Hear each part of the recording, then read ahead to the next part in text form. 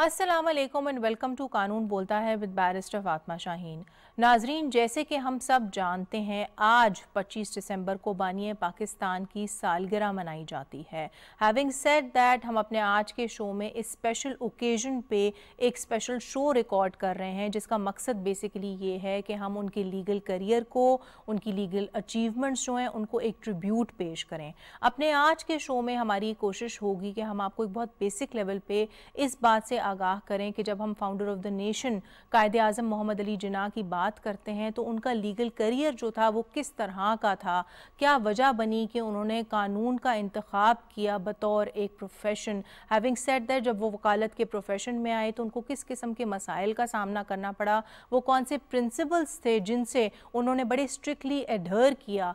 And इस बात पर भी हम रोशनी डालेंगे कि जब हम बात करते हैं उनके विजन की, तो उनका विजन जो था वो पाकिस्तान के लिए क्या था, and as a society 75 years down the lane हम किस हद तक उस विजन तक, उस आइडियोलॉजी तक जो है लिव अप टू कर सके हैं। इन तमाम इशूज़ पे बात होगी और इन पे बात करने के लिए मेरे साथ स्टूडियो में मौजूद हैं मिस हुमा एजाज, जो कि सीनियर एडवोकेट हैं। अस्सलाम वालेकुम जी and welcome to the show. अस्सलाम वालेकुम। उनके साथ तशरीफ फरमा है मुनीब कादिर, जो कि एडवोकेट हैं हाई कोर्ट के। अस्सलाम वालेकुम जी and welcome to the show. वालेकुम अस्सलाम जी। एंड मेरे तीसरे गेस्ट आज के शो के हैं डॉक्टर अमजद मक्सी, जो कि माहिर तालीम है। अस्सलाम वालेकुम जी, welcome to the show. Huma, मैं चाहूँगी प्रोग्राम की शुरुआत जो है हम आपसे करें, एक बहुत बेसिक लेवल पे आप नाजरीन की इस बात पे रहनुमाई करें कि जब हम बात करते हैं फाउंडर ऑफ द नेशन कायदे आज़म मोहम्मद अली जिन्ना की, तो इस हवाले से आप नाजरीन को बताएं कि वो क्या वजह बनी जिसकी बेसिस के ऊपर उन्होंने वकालत का बतौर एक प्रोफेशन जो है वो इंतखाब किया। उनको पहले लंदन भेजा गया ट्रेनिंग के लिए बिजनेस सेंस में, क्योंकि उनके वालिद बिजनेसमैन थे। वहाँ पे एक फ्रेडरिक नामी उनके कॉलीग थे, जानने वाले थे, उनके पास भेजा बिजनेस ट्रेनिंग, कॉमर्स ट्रेनिंग के लिए। लेकिन जब वो लंदन पहुँचे तो ऑब्वियसली बंदा एक्सप्लोर करता है as a young person. He must have explored and he came across some place where they teach law and उनको जस्टिस अपील की। सो मेरे ख्याल में उनकी फाउंडेशन वहाँ से शुरू हुई, introduction to how to get justice to people the means के लॉ के थ्रू। ये लीगल प्रिंसिपल्स की इम्प्लीमेंटेशन या उनको सीख कर वो जस्टिस डिस्पेंस कर सकते थे। तो उनका अट्रैक्शन हुआ, वो लिंकन्स इन गए, और लिंकन्स इन इसलिए चुना कि उस पे the world's most famous jurist were listed their, और वहाँ से हम उनका सफ़र शुरू समझते हैं। तो मैं समझती हूँ उनकी फाउंडेशन जो कायद बने जाके लेटर इन लाइफ वहीं से शुरू हुई टू बिकम अ लॉयर। इस चीज़ ने उनको अट्रैक्ट किया, कानून ने। उनका एक नेचुरल इंक्लिनेशन शुरू से था लोगों को जस्टिस दिलवाने बिल्कुल, का। बिल्कुल। वो नेचुरल इंक्लिनेशन, वहाँ पे एक अपॉर्चुनिटी मिली तो उन्होंने अपना करियर ले लिया। बिल्कुल। और अगर हम उनकी बेसिकली आइडियोलॉजी भी स्टडी करें तो वो भी डेमोक्रेसी से जब रिलेट करती है तो वो इसी बात के ऊपर बेस्ड है, इक्विटी, फेयरनेस एंड जस्टिस। जिस पे मैं आपकी तरफ आऊँगी मुनीब, इन्होंने तो बेसिकली बताया कि जस्टिस जो था उसने ऑफ कोर्स उनको जो है अट्रैक्ट किया, और उनके बेसिक प्रिंसिपल्स जो थे वो भी फॉर अ डेमोक्रेटिक स्टेट यही थे कि इक्विटी होनी चाहिए, fairness and justice so to speak. लेकिन जब हम बात करते हैं उनकी motivation to opt for बैरिस्ट्री, because देखिए ना, वकालत तो बहुत ज़्यादा वकील कर लेते हैं, कम ही होते हैं जो आगे जाते हैं और फिर बैरिस्ट्री को परसू करते हैं, तो उसमें आप क्या समझते हैं कि कोई पर्टिकुलर रीज़न था जिसकी वजह से उन्होंने ऑप्ट किया कि वो बैरिस्ट्री करेंगे और वो भी लिंकन्स इन लंदन से करेंगे? एक तो इंटरेस्टिंग बात यह है कि जो लिंकन्स इनके अंदर लिस्ट थी of the greatest law makers of the world, उसके अंदर काफ़ी लोग ये कहते हैं कि बिकॉज जो प्रॉफिट मोहम्मद सल्लल्लाहु अलैहि वसल्लम है तो उनका भी जिक्र था और उनका भी नाम शामिल था ग्रेटेस्ट लॉ मेकर्स में। प्लस लिंकन्स इनके अंदर वो वोकेशनल ट्रेनिंग अवेलेबल थी जो कि आई थिंक वो उस वक्त सीख कर रहे थे। बिल्कुल। एक जिस तरह अभी इन्होंने भी बात की है कि जस्टिस की डिस्पेंसेशन, वो एक एरिया ऑफ इंटरेस्ट जिन्ना साहब का बहुत ज़्यादा डेवलप हो गया था। अच्छा, जिस वक्त वो वहाँ पढ़ रहे थे उस वक्त इवन इंग्लैंड के अंदर भी बहुत सारी फ्रीडम मूवमेंट्स चल रही थी, जो कि फिर हमें उसकी एक अक्कासी नजर आती है जिन्ना साहब की सियासत के अंदर, कायदे आज़म की सियासत में। जैसे कि एक सफ्रेजेट मूवमेंट उस वक्त चल रही थी इंग्लैंड में और ख़वातीन उस वक्त लड़ रही थी for the right to vote. किस तरह एक सक्सेसफुल तहरीक शुरू की जाती है, कैसे आप एक मूवमेंट शुरू करते हो आज़ादी की, अपने राइट्स को सर्ट करने की, तो वो भी उस वक्त अनफोल्ड हो रहा था उस ब्रिटिश पॉलिटिकल डायनेमिक के अंदर। बिल्कुल। तो आई थिंक वो जो हालात थे वो इतने राइप थे, वो इतने बेहतरीन थे उनके लिए उस पॉइंट इन टाइम में, बड़ी कंड्यूसिव एंड अट्रैक्टिव थे कि वो एक लीगल करियर को परस्यू करें। और फिर बहुत कम लोगों को ये भी पता है कि उनको पब्लिक ऑरेटरी का, پبلک سپیکنگ کا بہت شوق تھا, بلکہ آئی تھنک اس جنریشن کے اندر یہ جو ایک پولیٹیکل لیڈرشپ آ رہی تھی ان سب میں ایک پولیٹیکل اویکننگ تھی, اور ایک میرے خیال سے کہ ان میں ایک احساس تھا, ایک جذبہ تھا کہ جسٹس ہو اور آپ غلامی کی زنجیریں توڑو. بالکل, اور یہ بھی بہت امپورٹنٹ ہے کہ ہم ناظرین کی اس بات پہ رہنمائی کریں کہ صرف 19 سال کی عمر میں جو ہے he was called to the bar which made him the youngest Muslim اس ٹائم پہ who was called to the bar. بیرسٹری کے اندر یہ تھا کہ ایک تو جب آپ اس پرٹیکولر کورس کو جو اس وقت بار ایٹ لا کورس تھا اس کو پرسو کرتے ہو تو جو آپ کی پبلک سپیکنگ سکلز ہیں, جو آپ کا ایک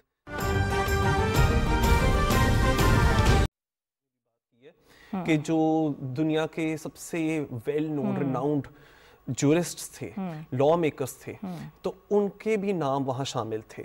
تو یہ چیز ان کو بہت انسپائر کی تھی کہ وہ چاہتے تھے کہ ان کی بھی شمولیت انہی گریٹ لا میکرز کے امنگ ہو. تو ایک وہ والا ہم لوگوں کو اینگل نظر آتا ہے, پلس وہ جس دور میں وہاں پڑھ رہے تھے تو اس دور میں کافی ساری اور بھی تحریکیں چل رہی تھی انگلینڈ کے اندر ہی. جس طرح میں جانتا ہوں کہ جو سفریجسٹ موومنٹ تھی یا سفریجٹ موومنٹ جس میں خواتین اپنا جو حق ہے ووٹ کرنے کا اس کی تحریک چلا رہی تھی, تو وہ سارا کچھ بھی ایک پولیٹیکل اویکننگ اس وقت چل رہی تھی انگلینڈ کے اندر, اور وہاں سے کافی زیادہ سیکھنے کو بھی ملا جو اس وقت ہمارے بر صغیر سے اٹھ کر ادھر گئے تھے کہ کیسے ایک کامیاب تحریک چل جاتی ہے اور کس طرح آپ آزادی اور انصاف اس کو اٹھا کر ایک موومنٹ چلاتے ہو, ایک چینج لاتے ہو اور ایک تبدیلی لاتے ہو. تو آئی بلیو کہ جناح صاحب کو یہ والی بات بھی بہت اٹریکٹ کی ہوگی. اس کے ساتھ ساتھ جو وہ بہت he was very well known as an orator, وہ ایک پبلک سپیکر بھی تھے. تو یہ سارے وہ ایلیمنٹس تھے جو کہ bit by bit they made our Quaid Azam the man that he eventually became a leader. لیکن اس میں ایک بہت امپورٹنٹ چیز جو میں آپ سے بیسکلی پوچھنا چاہوں گی کہ اب دیکھیں نا, ہم یہ بات سمجھتے ہیں کہ بائی ٹریننگ جو تھے وہ ایک لائر تھے, پھر بعد میں انہوں نے جا کے بار بھی کیا, لیکن ہم لوگ اس چیز کو بھی دیکھتے ہیں کہ جب بھی آپ ہسٹری کو اٹھا کے دیکھتے ہیں, آپ چیزوں کو فیکچولی انالائز کرتے ہیں, تو سم ویئر اور دی ادر, ٹھیک ہے, ان کا جو ایک لیگل کریئر ہے اس کو اتنا نہیں ہائی لائٹ کیا جاتا جتنا کہ ان کے پولیٹیکل کریئر کو کیا جاتا ہے. تو ایز سمبڈی جس کی آف کورس ایک بہت گہری نظر ہے آن ہسٹری, اینڈ آپ نے بکس بھی بہت لکھی ہیں کانسٹیٹیوشن کے اوپر, ہسٹری کے اوپر, ایجوکیشن کے اوپر, آپ کیا سمجھتے ہیں اس کی کیا بنیادی وجہ ہے؟ قائد اعظم محمد علی جناح جو ہمارے فادر آف نیشن ہیں, ان کی جو لائف کا اتنا امپورٹنٹ جو اسپیکٹ ہے, بلکہ سمجھتا ہوں جس طریقے سے انہوں نے پاکستان کا مقدمہ لڑا اور پھر جیتا اس وقت کی برٹش امپائر سے اور انڈین نیشنل کانگریس سے جس طرح جیتا, تو بطور وکیل جو انہوں نے اپنا کیریئر سٹارٹ کیا, یہ تو ان کا وہ سٹارٹ تھا ایز اے پولیٹیکل لیڈر. اور جس طریقے سے انہوں نے بمبے ہائی کورٹ میں اپنے جھنڈے گاڑے میں سمجھتا ہوں, اور جس طریقے سے 1896 میں جو ان کے انرولمنٹ, اور ان بہت مشہور مقدمے لڑے اور جیتے. ایون مطلب ہے آپ دیکھیں کہ انہوں نے across the board, across the communities, even بڑے بڑے مشہور لیڈز کے جس میں تلک کے, ہوم رول لیگ کے, ادروائز غازی علم دین کے, بہت مشہور مقدمے انہوں نے لڑے اور اپنا انہوں نے لیگل پروفیشن میں بہت بڑا نام بنایا. آپ کو ایک میں بتاتا ہوں کس طریقے سے جسٹس مارٹن کی جیسے بمبے ہائی کورٹ میں جب انہوں نے کہا کہ آپ ایک جو ہے وہ کسی تھرڈ کلاس میجسٹریٹ سے ایڈریس نہیں کر رہے مسٹر جناح, تو مسٹر جناح اسپونٹینیسلی ریپلائڈ کہ آپ بھی کسی تھرڈ کلاس ایڈوکیٹ سے بات نہیں کر رہے. بالکل, یہ ایک آئی تھنک یہ بھی ایک ایشو ہے جس پہ ہم بیسیکلی مزید گفتگو کریں گے, لیکن اس سے پہلے میں چاہوں گی انہوں نے بیسیکلی نشاندہی کی کافی ان کے نوٹیبل کیسز پہ, اس پہ ایز اے لائر آپ کا کیا ویو پوائنٹ ہے کہ کس قسم کے کیسز جو ہیں وہ پریکٹس کرتے تھے, کتنا ان کا ویریڈ تھا ایریا آف پریکٹس, اینڈ جو انہوں نے مقدمے جیتے ان کا کیا امپیکٹ ہم دیکھتے ہیں؟ پہلی تو میں بات ان کی ایڈ کروں, تھوڑی سی آگے لے کے چلوں. انہوں نے بالکل آج صحیح بات کی. Jinnah, mister Jinnah was not an activist. Mr. Jinnah was not a politician. Mr. Jinnah was a lawyer. And انہوں نے واقعی میں پاکستان کا مقدمہ لڑا اور جیتا, اور وہ وہاں سے لیڈر بن گئے. تو بیسکلی وہ ایک وہ کوئی سیاست نہیں کھیلتے تھے, وہ ایک لائر تھے اور ان کی یہی پہچان تھی. بالکل, اور انہوں نے واقعی میں nobody has won a case like Pakistan. Pakistan was a case. He had to win it. انہوں نے جیتا, یہ بہت انہوں نے اچھی بات کی. اس کے بعد میں ان کا ایز اے لائر, ان کا ایز اے پروفیشنل, دیکھیں نا, ہمیں ان کو جاننا چاہیے. سارے میرے خیال میں قانون کے स्टूडेंट्स को जिन्ना साहब के केसेस पढ़ने चाहिए, बिल्कुल, क्योंकि उसमें एक पूरा एक ट्यूटोरियल है लॉ के ऊपर, पूरा कोर्स है। अगर आप उनका पहला एक केस ले लें, उनके ट्रस्ट लॉयर थे, वो ट्रस्ट और सक्सेशन के ऊपर he was one of the best in the entire subcontinent. उनकी एक्सपर्टीज ट्रस्ट में उनकी सक्सेशन, ये जो जितने भी हिंदू राजा महाराजा के सक्सेशन थे, मुसलमान नवाबों के थे, वो सब डील करते थे। उन्होंने एक केस किया था जितिकार ट्रस्ट सूट, उसमें उन्होंने पूरी एनालिसिस किया था जो हमारे हनफी लॉज हैं, जो हमारे डॉक्ट्राइन शाफी के हैं, और फिर जो हिंदू डॉक्ट्राइन्स हैं उसकी कंपैरिजन। सो इट्स ब्रिलियंट, मतलब कि अगर आपने ट्रस्ट सक्सेशन पढ़ना है आप वो पढ़ लें, बिल्कुल। उसके बाद उनका एक केस था कॉकस केस। उस कॉकस केस में एक बंदा जो 17वें नंबर पे आया था, इन्होंने उसको जिताया। कैसे जिताया? क्योंकि जो 16 लोगों ने कंटेस्ट किया था, उनका एक मेट्रोपॉलिटन जो वहाँ की लोकल म्यूनिसिपल गवर्नमेंट थी, उनके साथ ताल्लुकात थे, उनके साथ कांटेक्ट से उसको एक कॉन्फ्लिक्ट शो किया। उन्होंने कहा कि जो रूल्स हैं वो अलाउ नहीं करते हैं इन लोगों को कंटेस्ट, अगर जीत भी गए तो वो सारे डिस्क्वालीफाई हो गए, बिल्कुल। और जो 17वें नंबर पे है वो जीत गया। और तिलक का केस जो है बड़ा लैंडमार्क केस है, बिल्कुल, फ्रीडम ऑफ स्पीच का, दैट इज सेडिशन, बिल्कुल। सो ही डिफाइंड आज के इंडिया को वो केस पढ़ना चाहिए, क्योंकि आज इंडियन जूरिस्ट्स इधर से उधर जा रहे हैं। आपको पता है कि कितना वहां पे मसला है, और सेडिशन क्या होती है, and also an act of sedition and an attempt to sedition, बिल्कुल, हाँ। और उन्होंने उस तिलक केस में ये प्रूव किया कि एक तो सर्कमस्टांसेस होते हैं। तिलक में उसने कहा, एक आर्टिकल लिखा गया, उसके जवाब में उसने लिखा था जी, एक बात। दूसरी बात है, उसने एट बेस्ट उन्होंने लाके उसको सिर्फ अटेम्प्ट पे ले आए। अटेम्प्ट के charges were something which was non punishable at that time. तो आज के अगर कोई भी लॉ स्टूडेंट पढ़ना चाहे, चाहे वो पूरी दुनिया में हो, देखिए सेडिशन एक इंटरनेशनल सब्जेक्ट है, सिर्फ पाकिस्तान में नहीं है,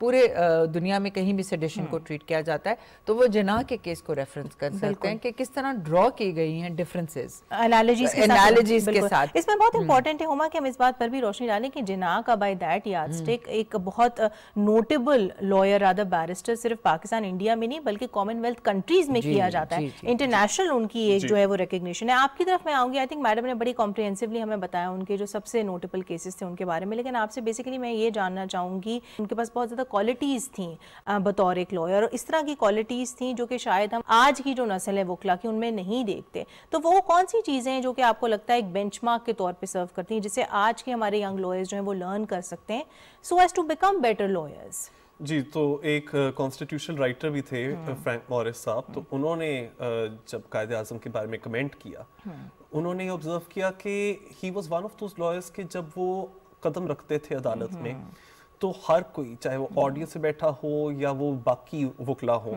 they would always turn their heads and they would always notice and observe कि you know he was a very good speaker. कैसे जब वो एक गुफ्तगू करते थे, वो एक लीगल आर्गुमेंट पेश करते थे, तो everyone used to wait for it कि कब ये बोलेंगे।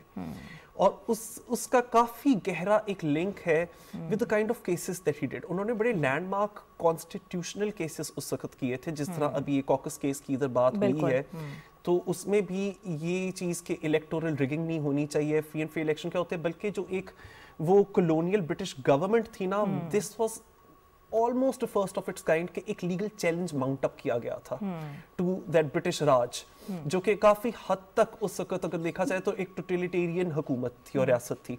उसी के साथ साथ बल्कि जो बगावत का सेडिशन का केस भी आया था ये तिलक साहब के खिलाफ, तो उसमें भी किस तरह से उन्होंने ये पॉइंट आउट किया कि इनफैक्ट मराठी को जब ट्रांसलेट किया गया अंग्रेजी में तो उसका मीनिंग ही बिल्कुल बदल गया है और वो फिर सेडिशियस लग रहा है और वो गद्दारी लग रही है।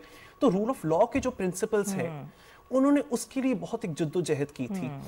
उसी तरह से जब भगत सिंह का ट्रायल हुआ था इन एब्सेंटिया, तो जिना साहब इस चीज के ऊपर ध्यान लेकर आए थे अपने ऑडियंस का, लॉयर्स का, कि किसी की गैर मौजूदगी में उसको कन्विक्ट कर देना और इस तरह के कवानीन इंट्रोड्यूस करना, ये रूल ऑफ लॉ के जो प्रिंसिपल्स हैं उसकी कितनी बड़ी खिलाफ वर्जी है। जी बिल्कुल मरीम, आपने देखा सब्सटेंसिव लॉज के बारे में तो हमें बताया, आई थिंक आपने बेसिकली ऐड किया टू व्हाट मैडम सेड, लेकिन जब हम बात करते हैं उनकी क्वालिटीज के बारे में, आई थिंक एक चीज जो उनके बारे में बहुत मशहूर थी वो ये थी कि वो अपने असूलों से जो है वो पीछे नहीं हटते थे। उन्होंने लॉ के प्रोफेशन में आके इज्जत कमाई, पैसा भी कमाया, शोहरत भी कमाई, but at the same time वो अपने जो उनके बेसिक फंडामेंटल प्रिंसिपल्स थे उन पर उन्होंने कभी भी कॉम्प्रोमाइज नहीं किया। उनकी कमिटमेंट थी to rule of principle, to democratic norms. اور وہ بلکہ جس وقت ادھر انگلینڈ میں پڑھائی بھی کر رہے تھے, he was very inspired by Jeremy Bentham, John Stuart Mill, جو کہ اس وقت کے لبرل سوشلسٹ خیالات رکھتے تھے, جو کہ بات کرتے تھے ایکوالٹی کی.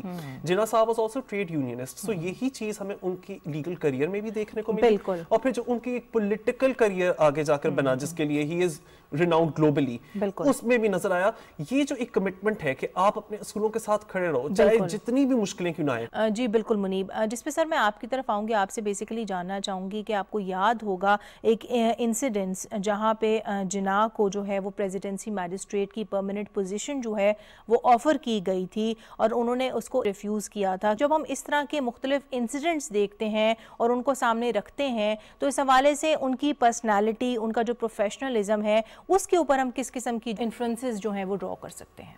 جناح صاحب کی جو سب سے بڑا ایٹریبیوٹ میں سمجھتا ہوں ان کی پرسنالٹی کا ایز اے لائر اگر آپ دیکھیں تو self confidence and character building. جی. اور جس طریقے سے انہوں نے لا کے پروفیشن میں اس چیز کو ثابت کیا, اور اس کے بعد وہ اپنے پارلیمنٹری کیریئر میں جس طریقے سے انہوں نے اس چیز کو لے کے گئے, اور پھر پولیٹیکل کیریئر پولیٹیکل ایرینا میں لے کے آئے, تو ہمیں ایک سیکوینس نظر آتا ہے جو کہ لا پروفیشن سے بیسیکلی شروع ہوا, جو انہوں نے لا کے پروفیشن میں کیس بلڈنگ, کیس پریپریشن, اس کو آرگومنٹ کرنا اور اس کو سبسٹینشیٹ کرنا ود فیکٹس اینڈ فگرز.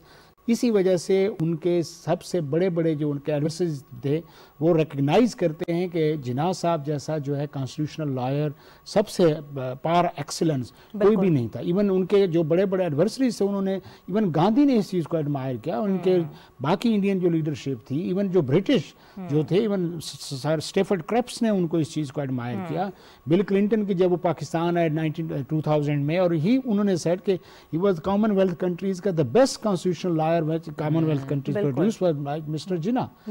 تو یہ وہ چیز ہے کہ نہ صرف آپ کے اپنے اس کو ایڈمائر کرتے ہیں بلکہ مخالفین بھی آپ کی اس لیگل پروفیشن میں جو کمپیٹنس ہے اور جو ایکسپرٹیز ہے اس کو سارے مانتے ہیں. آئی تھنک, اور اس کی بنیادی وجہ بیسیکلی یہ بیکاز انہوں نے ہمیشہ فوکس کیا میرٹ کے اوپر. انہوں نے بیسیکلی فوکس کیا کہ وہ اپنے کام کے ذریعے, اپنی محنت کے ذریعے جو ہے وہ نام کمائے. آپ دیکھیں کہ یہ جو قائد اعظم کا جو سیلف کانفیڈنس تھا اور ان کو اپنی ایبلٹیز پہ جو ایک یقین تھا, جو انہوں نے لا کے پروفیشن میں اپنی محنت کے بل بوتے پر انہوں نے کمایا, ہم دیکھتے ہیں کہ نہ صرف انہوں نے لا کے پروفیشن میں اس سیلف کانفیڈنس کو آزمایا, بلکہ آپ دیکھیں کہ جب وہ پولیٹیکل فیلڈ میں آئے تو انہوں نے تنہا انڈین نیشنل کانگریس جیسی بڑی پارٹی اور مائٹی برٹش امپائر کو, برطانوی راج کو تنہا انہوں نے نہ صرف چیلنج کیا بلکہ الٹیمیٹلی ہی سکسیڈڈ کہ انہوں نے اس کو ڈیفیٹ کیا.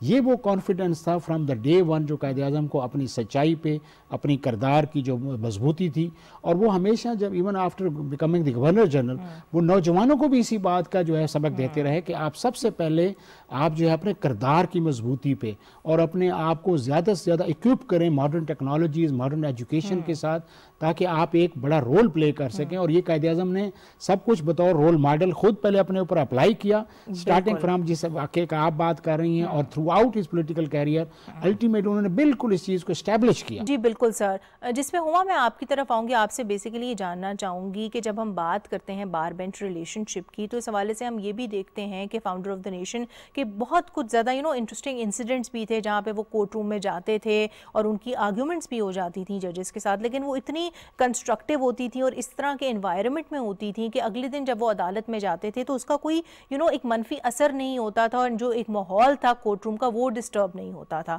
تو ہم اس طرح کے جب مختلف انسیڈنٹس کو سامنے رکھتے ہیں جناح کی لیگل کریئر کو سامنے رکھتے ہوئے, تو آپ کیا سمجھتی ہیں کس قسم کی جو ہے پریسیڈنٹ سیٹ کر رہے ہیں نہ صرف نوجوان وکلا کے لیے بلکہ آج کے ججز کے لیے بھی؟ میں اسی پہ آنا چاہ رہی تھی کہ جناح کو فالو کریں ایز اے پروفیشنل لائر.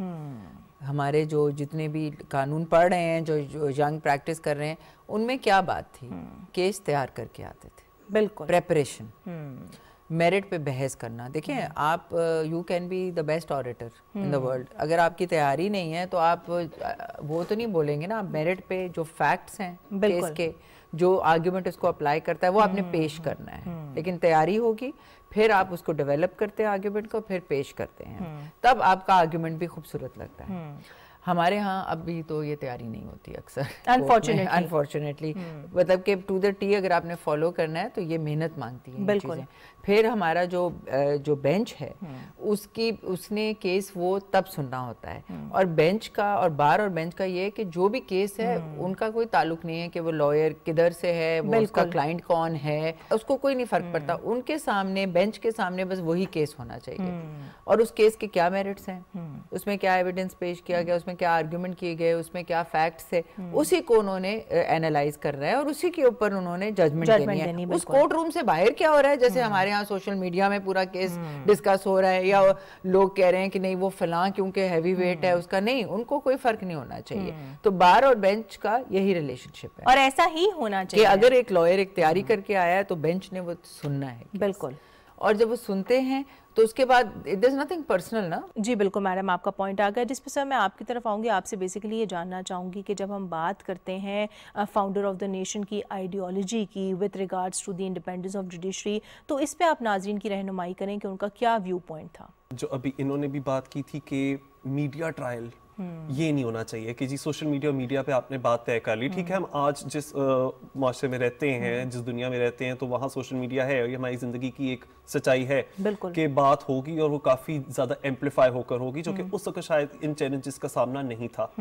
لیکن عدالت کے اندر جو میٹر کرتا ہے وہ ہے آپ کے سامنے کا ثبوت. اسی طرح سے جو بینچ ہے اور جو وکلا ہیں ان کے بیچ میں ایک بڑا کارڈیل اور ایک عزت والا ریلیشن ہونا چاہیے.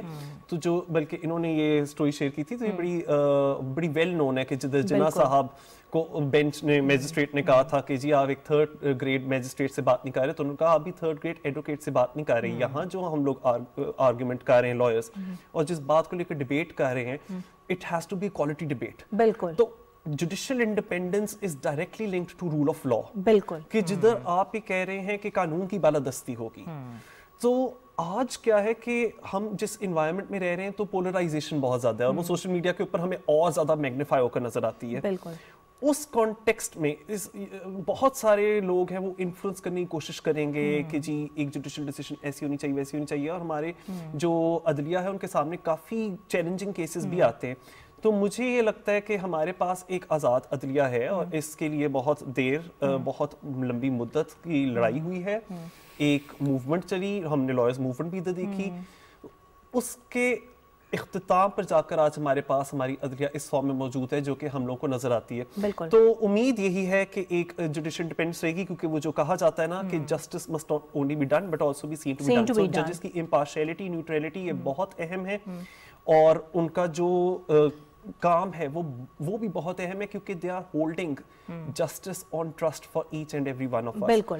سو جہاں پہ آف کورس جوڈیشل ایکٹیویزم ہے وہاں پہ ایکولی امپورٹنٹ ہے کہ وہ ہو, لیکن within the contours of judicial, بالکل within the contours of judicial independence ہو. اچھا آپ کی طرف میں آؤں گی سر, آپ سے بیسیکلی یہ جاننا چاہوں گی کہ آئی نو آپ ایکسپرٹ ہیں اس ایریا میں کانسٹیٹیوشنل ڈیولپمنٹس کی. 1973 کا کانسٹیٹیوشن جب پروملگیٹ ہوا تب سے لے کے آج تک آپ کیا سمجھتے ہیں, کیا سب سے زیادہ امپورٹنٹ کانسٹیٹیوشنل ڈیولپمنٹس ہوئی ہیں, امینڈمنٹس ہوئی ہیں, اور وہ امینڈمنٹس جن کا ایک بہت پازیٹیو افیکٹ ہوا ہے ہماری ڈیموکریٹک سسٹم پہ, جن کا ایک بہت پازیٹیو افیکٹ ہوا ہے رول آف لا پہ, اینڈ سب سے امپورٹنٹ وہ امینڈمنٹ جنہوں نے ون وے اور دی ادر جو جناح کی آئیڈیالوجی تھی پاکستان کی اس کو اسٹرینتھن کیا ہے. جی میں سمجھتا ہوں کہ اگر ہم ریسنٹ پاسٹ میں جو 18th امینڈمنٹ ہوئی پاکستان کے کانسٹیٹیوشن میں, جس میں پاکستان کی تمام سیاسی جماعتوں نے اس وقت حصہ لیا اور کنٹریبیوٹ کیا اور کنسنسس کے ساتھ وہ لے کے آئے, دیٹ از ویری امپورٹنٹ جو ڈیولپمنٹ ہے کانسٹیٹیوشنل.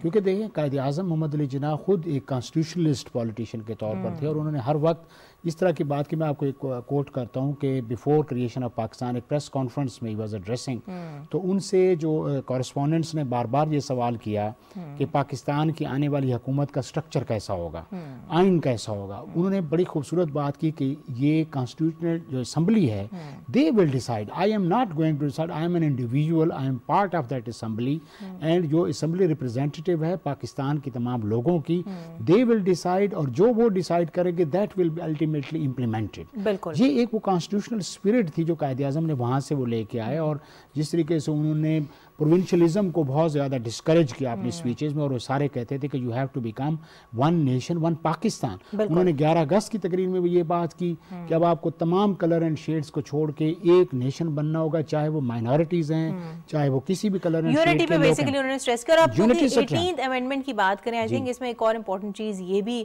اس کا ذکر کرنا ضروری ہے کہ اس میں ہمیں بہت زیادہ ایسے ہیومن رائٹس ملے، جس طرح right to fair trial, right to education, جو کہ اب ایک فری اینڈ کمپلسری رائٹ ہو گیا ہے تمام ان لوگوں کا جن کی عمر 5 سے 16 سال کے درمیان ہے. تو آئی تھنک اس میں جہاں پہ ہم ہیومن رائٹس ڈیولپمنٹ کی بات کرتے ہیں تو یہ بھی ایک بہت نوٹیبل ڈیولپمنٹ ہے. میڈم میں آپ کی طرف آؤں گی. آئی تھنک اس حوالے سے بہت امپورٹنٹ ہے کہ 11 اگست 1947 کی جو اسپیچ تھی قائد اعظم محمد علی جناح کی، جس میں انہوں نے بڑے کیٹیگوریکلی مائنورٹیز کے رائٹس کے اوپر اسٹریس دیا، مور پرٹیکولرلی ان کے rights vis-a-vis getting religious freedoms. تو ان کا اس وقت جو نظریہ تھا، ان کا اس وقت جو ایک ویژن تھا مائنورٹیز کے لیے، اس کو ہم آج کس طرح سے اپنی سوسائٹی میں جو ہے ایمانسپیٹ ہوتے ہوئے دیکھتے ہیں؟ جناح صاحب کا ویژن بہت کلیئر تھا. ایک ملک جہاں مسلمان اپنے ویلیوز کے حساب سے رہ سکیں، لیکن وہاں پہ جو بھی مائنورٹیز ہوں گی، یعنی کہ جو بھی کسی اور ریلیجن سے تعلق رکھیں گے، ان کو فل پروٹیکشن ہوگی اور وہ آزادانہ طریقے سے اپنے مذہب کو آبزرو کر سکتے ہیں اور ان کو کسی قسم کی ڈسکریمنیشن نہیں ہوگی. تو یہ ان کا بالکل کلیئر تھا. جس کو لگ گئے 1973 تک لگ گیا، جو آپ نے کہا کہ تب ہمارا کانسٹیٹیوشن جب فائنل شیپ میں آیا تو اس میں رائٹس دیے گئے. مائنورٹیز کو اتنے ہی رائٹس ہوں گے جتنے کہ آپ کے all citizens are equal. بالکل. It says all citizens are equal under the Article 25. اور اس کے بعد مائنورٹیز کے اسپیشل رائٹس دیے گئے. جی بالکل میڈم، آپ کا پوائنٹ آ گیا. آپ کی طرف میں آؤں گی. منیب، آپ سے بیسکلی جاننا چاہوں گی کہ ہم سب یہ بات انڈرسٹینڈ کرتے ہیں کہ اس ٹائم پہ جب پریکٹیکلی خواتین کے رائٹس کو اتنی امپورٹنس نہیں دی جاتی تھی، فاؤنڈر آف دا نیشن ایک ایسے شخص تھے جنہوں نے اس کے اوپر بہت زیادہ نہ صرف انٹرسٹ شو کیا بلکہ اس پہ بہت زیادہ فوکس بھی پلیس کیا.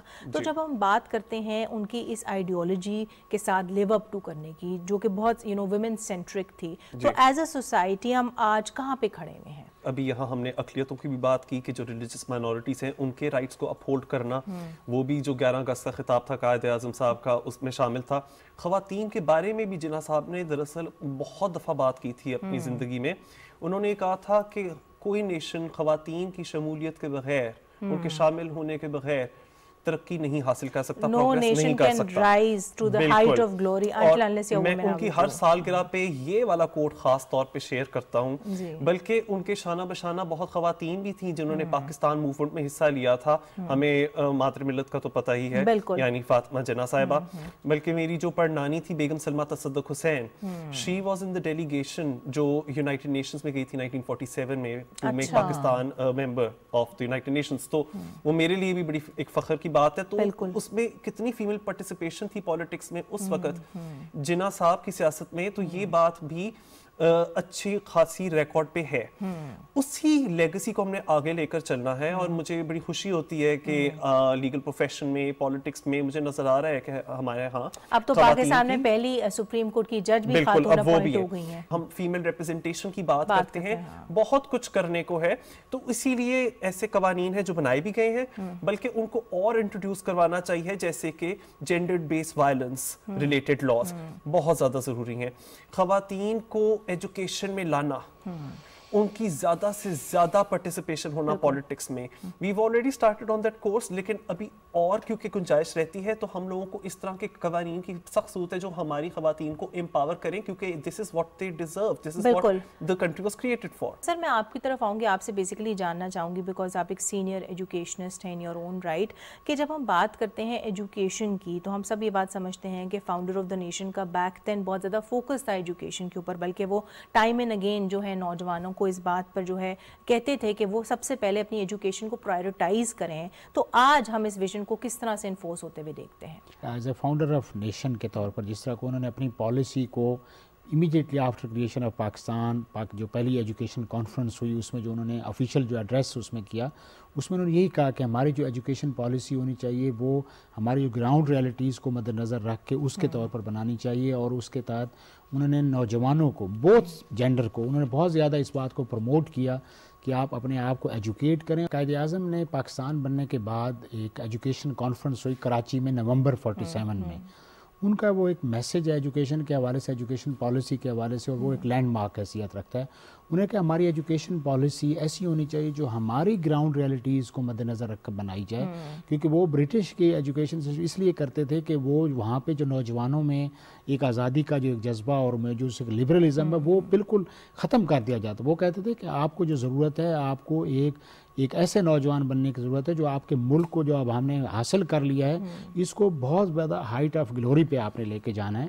تو اس سلسلے میں وہ چاہتے تھے کہ جو پاکستان کے نوجوان, انہوں نے بار بار آپ دیکھیں کہ اسلامیہ کالج سول لائن میں گئے, ایڈورڈز کالج میں گئے, تمام علی گڑھ میں جہاں جہاں پہ ان کو نوجوانوں نے اپیل کی وہ فوراً پہنچے, کیونکہ وہ کہتے تھے کہ یہ ہراول دستہ ہیں جنہوں نے پاکستان کو اب آگے لے کے چلنا ہے. اور وہ بار بار ان کو یہ کہتے کہ ایجوکیٹ یور سیلف. اور دوسری بات یہ ہے کہ صرف ایجوکیشن کا مطلب لٹریسی نہیں, انہوں نے اس کے ساتھ تربیت کے اوپر بہت زور دیا اور کریکٹر کے اوپر بار بار انہوں نے, جس کے اوپر کیونکہ جناح کے بارے میں آج بھی جو بات سب سے بڑی جو بات کر رہے تھے, انکرپٹیبل, انپرچیزبل, وہ کردار کی بلندی جب تک آپ کی ایجوکیشن آپ کی کردار میں مضبوطی نہیں لا سکتی, وہ کہتے ہیں کہ آپ دنیا زندگی کی باقی جو ریس ہے اس میں آپ کامیاب نہیں ہو سکتے. تو قائد اعظم نے ہر جگہ پہ جب نوجوانوں کو خطاب کیا تو اس بات پہ بہت زور دیا. اور آج میں سمجھتا ہوں کہ آج بھی اگر ہماری ایجوکیشن جو پالیسی ہے, اگر وہ آپ کے ساتھ تربیت اور اس کے ساتھ جو ٹریننگ ہے یوتھ کی, اور اس کو اگر فوکس نہیں کرتی اور اگر اس میں کوئی ڈائیکاٹمی آتی ہے